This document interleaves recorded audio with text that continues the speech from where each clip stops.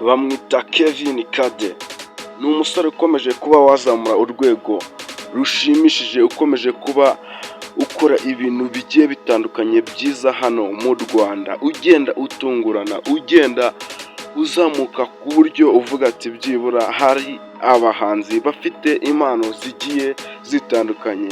Uyu rero amazina ye yiswe n'ababyeyi bamwise Richard Ngabo, mukaba mumenyereye nka Kevin Kade. Kevin Kade wagiye ukora ibintu byinshi cyane, dore ko yagiye anakorana n'abahanzi b'ibyamamare hano mu Rwanda bagiye batandukanye, bagakorana indirimbo zabo zikabasha kuba zatwika cyangwa se zazamura hiti zabo. Uyu rero Kevin Kade ufite imyaka 24 y'amavuko, urumva ko akiri umwana mutoya, akiri umusore ukomeje kuba yazamura impano ye ku buryo bugiye butandukanye, dore ko mu minsi yashize yari yakoranye cyangwa se yajanye mu gitaramo we na The Ben cyabereye Uganda, dore ko Kevin Kade yakoreyeyo ibintu bitandukanye, aba-Uganda bakabasha kuba bamwiyumvamo, dore ko yababyiniye aranabaririmbira indirimbo nziza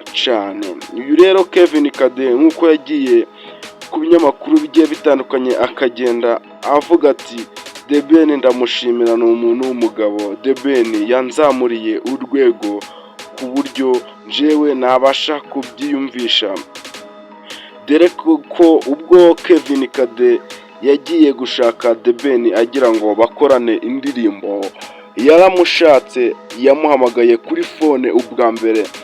The Ben aramwitaba, aramubwira ati bimeze bite, ushaka iki, ngufasha iki? Aramubwira ati mfite umuzigo wamfasha tukabasha kuba twawuririmbana. The Ben aramubwira ati uzayizane iyo ndirimbo yawe nyumve, numve nimba twakorana. Ubwo Kevin Kade yaragiye nawe niyicara nk'uko yarashaka kuba yakorana nawe indirimbo yisize insenda, arihiringa, arikaranga, aravuga ati ngombe kuba nakorana na The Ben cyangwa se umwite Tiger. Ubwo rero Kevin Kade yaramushatse cyane, aravuga ati ngomba kukubona uko byagenda kose, ariko ntabyo ari byoroshye, dore ko yamushakaga akamubura namubonere igihe. Ubwo igihe yamuboneye amwumvishije indirimbo, aravuga ati se ayo maheru ni ibiki? Iyo ni indirimbo cyangwa se sinzi ibyo ari byo, iyo si indirimbo wapi?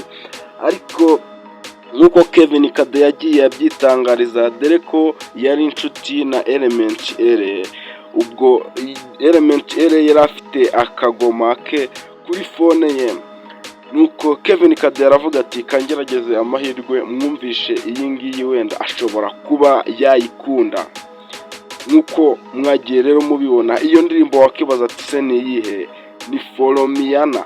Iyi ndirimbo rero yabashije kuba yayimwumvisha, ayimwumvishije The Ben aravuga ati kabisa iyi niyo nari narabuze, iyi ngiyi niyo, ahubwo aka kanya duhite tugenda muri studio duhite tunarikodinga iyi ndirimbo, ni sawa, ni iyi ngiyi nta yindi.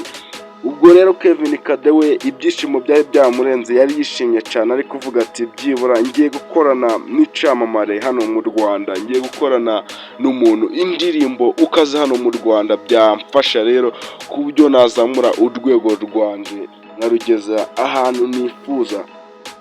Rero Kevin Kade iyi ndirimbo barayikoranye, ari naho bahise bapanga kuba baja mu gihugu c'abaturanyi ca Uganda, dore ko bakoreyeyo ibitangaza. Ariko mu gitaramo nk'uko namwe mwagiye mubibona, wagiye ubona ko uwo bita The Ben bamutereye isudiya imbere ye, wakibaza ati se bimeze bite? ba Kevin Kade bo nta kintu baba barabatereye imbere na ba Element L, birakaze.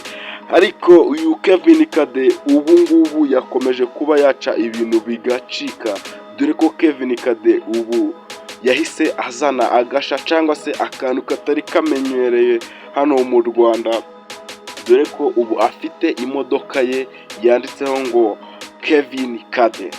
Mwabibonye cyane, ni imodoka ikomeye, ni imodoka nziza, dore ko Kevin Kade ubu ari mu rutonde rwa Iwacu na Muzika Festival ubu bamutoranyijemo, dore ko yanagiye abyivugira avuga ati ibi ni ibintu binshimishije, ubu ni ubwa mbere mbigiyemo, dore ko yahuriyemo n'ibindi byamamare bigiye bitandukanye ba Ariel Ways, ba Juno Kizigenza, Riderman n'ibindi byamamare byinshi bigiye bitandukanye hano mu Rwanda. Rero bagiye kuzenguruka igihugu bagenda badutaramira. Rero Kevin Kade nk'uko yagiye abyivugira yavuze ati ibintu byinshi niteguye kuba nabakorera, ni byinshi mbafitiye, rero mushonje muhishiwe. Kevin Kade anaboneraho gushimira abanyarwanda muri rusange cyangwa se abakunzi be, ababwira ko abahoza ku mutima kandi yiteguye kuba yabaha ibintu bishimishije muri uyu mwaka ndetse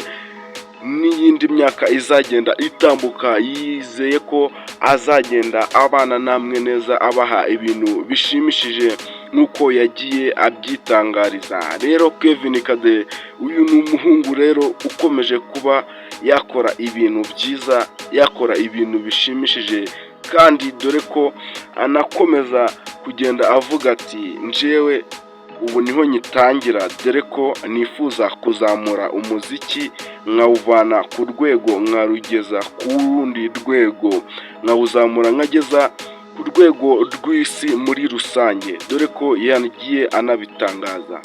Rero nshuti, twakomeje kubana muri iki kiganiro, nkubutsa ko niba utarakora subscribe yikore kugira ngo ibindi biganiro tuza tubagezaho bize bibageraho ku gihe. Mwari kumwe na Benjamin, ndabashimiye. Ciao ciao.